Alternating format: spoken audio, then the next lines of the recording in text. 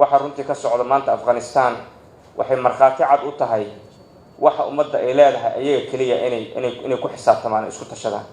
20 sano kadib intaasoo bilyan oo dollar lagu bixiyay waxaan maanta arkaynaa in wadankii uu gacanta u galay Taliban taas macnaheeda haddaan wax ka baran karno waxaan ka baranaynaa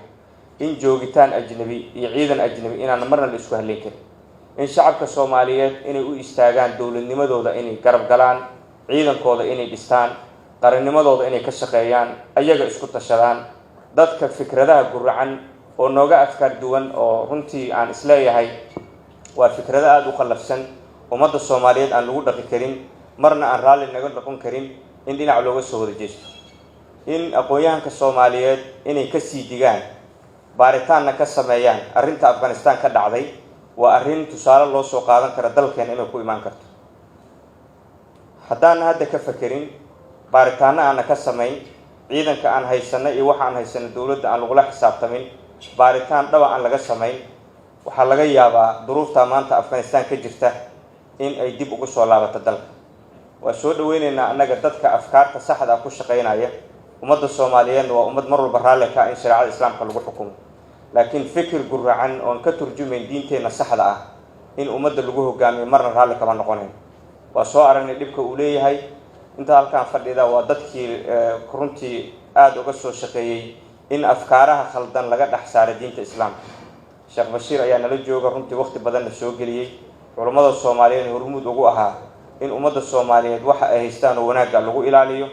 waxa khaldan oo la soo waariday oo diinteena xaniifka aysan sheegayn magaca diimeedna lagu gadaayana laga ilaaliyo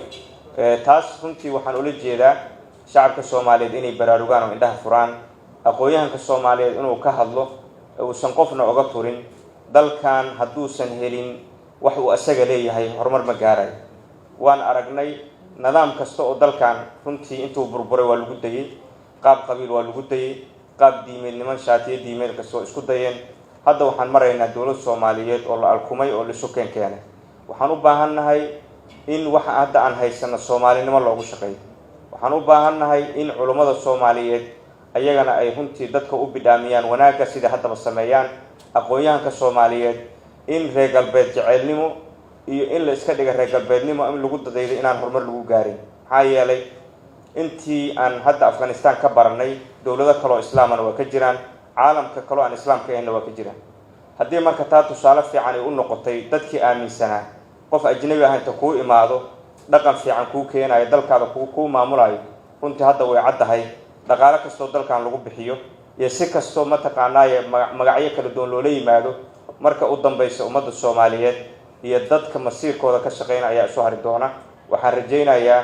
in dawladnimadeena iyo islaamnimadeena Ilaahay noo adkeeyo in ummadda Soomaaliyeed shidada ka saaro in waxa aan haysano Ilaahay uu noo siyaadiyo in waxaan rajaynaynaa ummadda Soomaaliyeed ay fahmaan Soomaalinimadu waxa ay tahay